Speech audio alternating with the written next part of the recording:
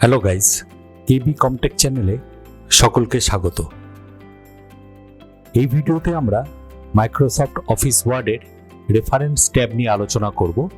Reference ট্যাবটি মূলত ব্যবহার করা হয় ডকুমেন্টের কোনো ওয়ার্ডের ওপর ফুটনোট বা এন্ডনোট দেওয়ার জন্য, কোনো ছবির ক্যাপশন দেওয়ার জন্য, সেই ক্যাপশনগুলি টেবিল অফ ফিগার্স বানানোর জন্য বা টেবিল অফ কন্টেন্টস বানানোর জন্য।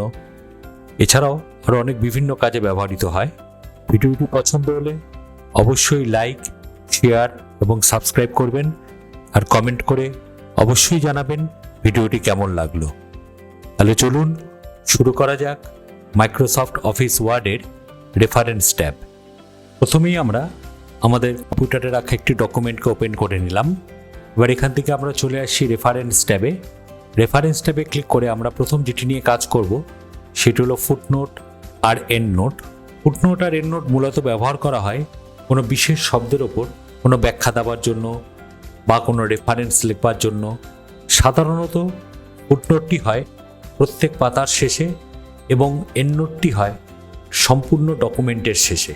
এবার প্রথমে আমরা মনে করা যাক এখানে যে মেশিন শব্দটি আছে এটার উপর কোনো ফুটনোট দিতে চাই। আমরা এখানে মেশিন শব্দটিকে সিলেক্ট করলাম, করার পর আমরা এখানে রেফারেন্স ট্যাবের অধীনে ফুটনোট যে গ্রুপটি আছে সেখান থেকে আমরা ক্লিক করছি ইনসার্ট ফুটনোট। ইনসার্ট ফুটনোটে ক্লিক করলেই দেখুন কার্সারটি একদম পেজের শেষে চলে এলো এবং পাশে এখানে ছোট্ট করে একটি ওয়ান লেখা রয়েছে। এবার এই ওয়ার্ডটির উপর যে নোটটি আমি লিখতে চাই সেটি আমরা এখানে টাইপ করে দিলাম। তাহলে দেখুন এই 1 নম্বরের পাশে নোটটি লেখা হয়ে গেছে। এবং যখন আমরা ওপরে উঠছি এই যে মেশিন যে শব্দটি আছে তার পাশেও দেখুন একটি ছোট্ট করে 1 লেখা রয়েছে। এখানে যখনই আমি মাউসটা নিয়ে যাব দেখুন এখানে নোটটি দেখিয়ে দিচ্ছে এবং তৎসহ পেজটির নিচেও নোটটি রয়েছে। এবং যদি আমরা এটাকে এখানে প্রিন্ট প্রিভিউতে দেখি, ফাইল মেনুতে ক্লিক করে যদি আমরা এখানে প্রিন্টে ক্লিক করি তাহলে দেখুন যে প্রিভিউ দেখাচ্ছে সেখানেও নিচে এখানে ফুটনোটটি দেখাচ্ছে। সেরকম একইভাবে আমরা যদি আরেকটি ওয়ার্ডের ওপর কোনো ফুটনোট দিতে চাই, মনে করা যাক আমরা এখানে যে ওয়ার্ডটি আছে MOSFET এই ওয়ার্ডটির উপরে একটি ফুটনোট দিতে চাই, তাহলে একইভাবে আমরা এই ওয়ার্ডটিকে সিলেক্ট করলাম, করার পর এখান থেকে আবার চলে এলাম ফুটনোট গ্রুপের আন্ডারে ইনসার্ট ফুটনোটে। ইনসার্ট ফুটনোটে ক্লিক করে এখানে নিচে চলে এলো এবং দেখুন এখানে পরের নম্বরটি চলে এসে আগেরটি যেহেতু 1 ছিল এটি অটোমেটিক 2 হয়ে গেছে। এবং এখানেও আমরা এই ওয়ার্ডটির উপর যে নোটটি দিতে চাই সেটি এখানে টাইপ করে নিলাম। তাহলে দেখুন 2 নম্বর ওয়ার্ডটির নোটটিও এখানে টাইপ করা হয়ে গেছে এবং এই যে এখানে যে 2 নম্বর লেখাটি রয়েছে ওয়ার্ডটির পাশে এখানটায় মাউসটি নিয়ে গেল ওই নোটটি দেখিয়ে দেবে।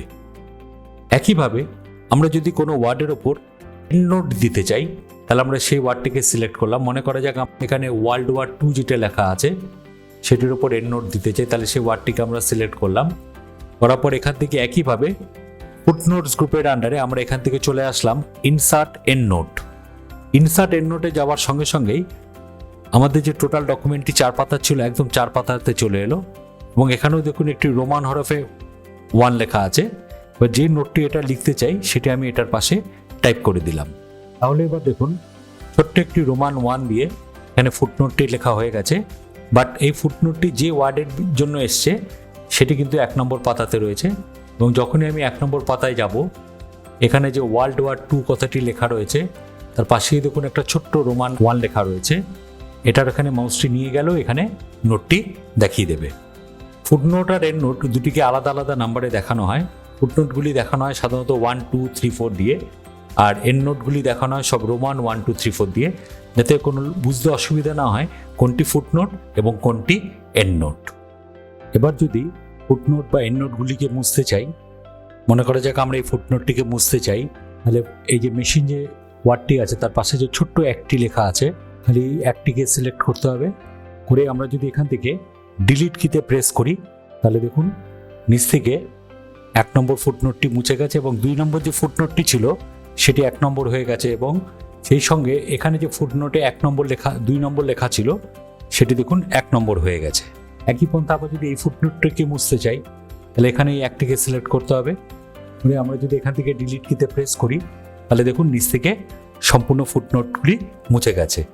আবার একই পন্থা আমরা যদি এন্ডনোটগুলিকেও মুছতে চাই তাহলে এন্ড নোটের এখানে যে ছোট্ট আইটি লেখা রয়েছে রোমান হরফে 1 লেখা রয়েছে, 1টিকে সিলেক্ট করলাম করে আমরা যদি এখান থেকে ডিলিট কি প্রেস করি তাহলে দেখুন একদম 4 নম্বর তার শেষে যে এন্ড নোটটি ছিল সেটিও মুছে গেছে।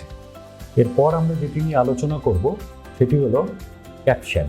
ক্যাপশন সাধারণত ব্যবহার করা হয় কোনো ছবি বা টেবিল বা ইকুয়েশনের চিহ্নিতকরণ করবার জন্য, যেরকম আমরা সাধারণত বইতে দেখে থাকি পিকচার 1 বা ফিগার 1 বা শর্টে লেখা থাকে ফিগ 1, এগুলোকে বলা হয় ক্যাপশন।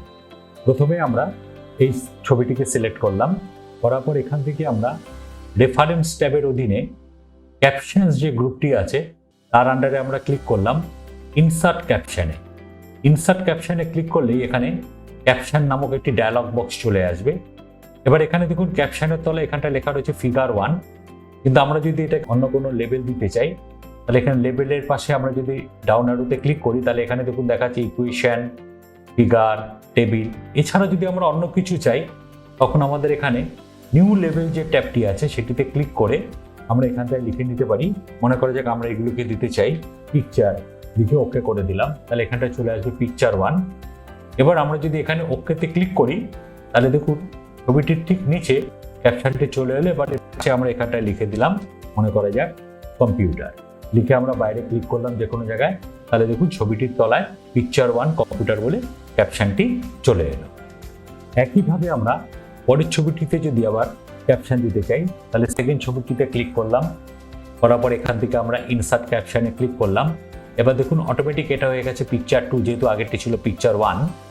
পরে এখানে ওকেতে ক্লিক করলাম। আরেকটা জিনিস হলো এখানে আমরা ক্যাপশন 2 জায়গায় দিতে পারি, ছবিটির নিচে বা ছবিটির ওপরে। এখানে পজিশনের এখানে লেখা আছে দেখুন বিলো সিলেক্টেড আইটেম, এখানে যদি আমরা ক্লিক করি ওপরে দিতে চাই তাহলে আমাদের এখানে ক্লিক করে নিতে হবে অ্যাবাভ সিলেক্টেড আইটেম, তবে নর্মালি ক্যাপশন বিলোতেই থাকে। এখানে আমরা ওকেতে ক্লিক করলাম, করার পর দেখুন এর তলায় চলে এলো পিকচার 2, এটার পাশে আমরা লিখে দিলাম অ্যাবাকাস, লিখে বাইরে ক্লিক করলাম, দেখুন এখানে পিকচার 2 অ্যাবাকাস নামক দ্বিতীয় ক্যাপশনটি চলে এলো। এইভাবে আমরা প্রত্যেকটি পিকচারেই আলাদা আলাদা করে ক্যাপশন যুক্ত করে দিলাম। যেরকম দেখুন নিচেরটিতে এখানে দিয়ে দিলাম পিকচার 3, পিকচার 4, তারপরে এখানে পিকচার 5, পিকচার 6, পিকচার 7, এবার প্রত্যেকটিতে আমরা আলাদা আলাদাভাবে ক্যাপশন দিয়ে দিলাম। এবার আমরা যদি এই প্রত্যেকটি পিকচারের একটি টেবিল বানাতে চাই, যে বলে দেবে কোন পিকচারটি কোন পাতাতে রয়েছে, তাহলে আমরা সরাসরি একটি নতুন পাতায় চলে গেলাম। আমরা একদম আমাদের এই ডকুমেন্টের শেষে ক্লিক করলাম, করার পর এখান থেকে আমরা ইনসার্ট ট্যাবে ক্লিক করে আমরা পেজ ব্রেকে ক্লিক করে আমরা একটি নতুন পাতায় চলে গেলাম। সেখান থেকে আমরা চলে এলাম রেফারেন্স ট্যাবে। রেফারেন্স ট্যাবে এখানে ক্যাপশনস গ্রুপের আন্ডারে ইনসার্ট টেবিল অফ ফিগার্স যে কথাটি আছে সেটিতে ক্লিক করে দিলাম। তাহলে দেখুন এখানে একটি বক্স চলে এলো টেবিল অফ ফিগার্স নামে, এখানে কিভাবে দেখাবে সেটি এখানে বলে দিচ্ছে। তারপর আমরা এখান থেকে ওকেতে ক্লিক করে দিলাম, তাহলে দেখুন এখানে চলে এলো কোন পিকচারটি কোন পাতায় আছে। আর এখানে যে টেবিল অফ ফিগার্সটি তৈরি হলো সেটির উপর অটোমেটিক হাইপারলিঙ্কও তৈরি হয়ে গেছে। যেরকম আমি যদি মনে করা যাক আমরা এখান থেকে অ্যানালগ কম্পিউটার যেখানে আছে সেখানে যেতে চাই, তাহলে অ্যানালগ কম্পিউটারের এখানে নিয়ে গিয়ে কিবোর্ডের কন্ট্রোল চিপে আমরা যদি মাউসের লেফট বাটন ক্লিক করি তাহলে দেখুন যে পেজে অ্যানালগ কম্পিউটার আছে সেখানে চলে গেল।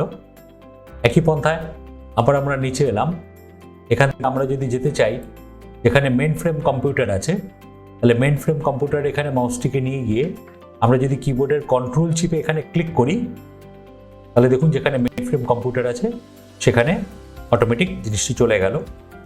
এইভাবে আমরা যে টেবিল অফ ফিগার্সটি তৈরি করলাম সেটার উপর অটোমেটিক একটা হাইপারলিঙ্কও তৈরি হয়ে গেল। এবার আমরা চলে আসছি ক্রস রেফারেন্স। রেফারেন্স ট্যাবের ক্যাপশনস গ্রুপের আন্ডারে ক্রস রেফারেন্স। ক্রস রেফারেন্স আমরা এখান থেকেও করতে পারি, অথবা ইনসার্ট ট্যাবে ক্লিক করে লিঙ্কস যে গ্রুপটি আছে তার মধ্যেও ক্রস রেফারেন্স আছে, আমরা এখান থেকে রেফারেন্স ট্যাব থেকেও করতে পারি অথবা ইনসার্ট ট্যাবের মাধ্যম দিয়েও করতে পারি। ক্রস রেফারেন্সের কাজ অনেকটা হাইপারলিঙ্কের মতনই।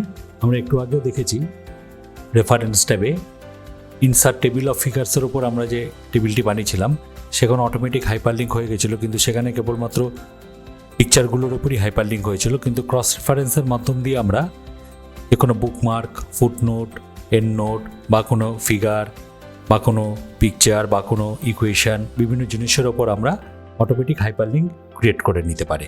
তাহলে চলুন প্রথমে আমরা এখানে ক্রস রেফারেন্সে ক্লিক করলাম।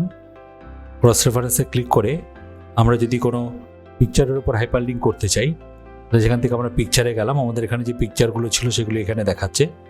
এর মধ্যে মনে করা যাক আমরা এটির ওপর নিতে চাই মেইন ফ্রেম কম্পিউটার। এটিতে ক্লিক করে আমরা এখানে বলে দিলাম যে এখানে কিভাবে আসবে, এন্টায়ার ক্যাপশনটি আসবে না অনলি লেবেল আর নাম্বার আসবে, না খালি ক্যাপশন টেক্সট আসবে, না পেজ নাম্বার আসবে, কোনটা আসবে। আমরা এন্টায়ার ক্যাপশন দিয়ে দিলাম। এখানে ইনসার্ট করে এখানে ক্লোজে ক্লিক করলাম।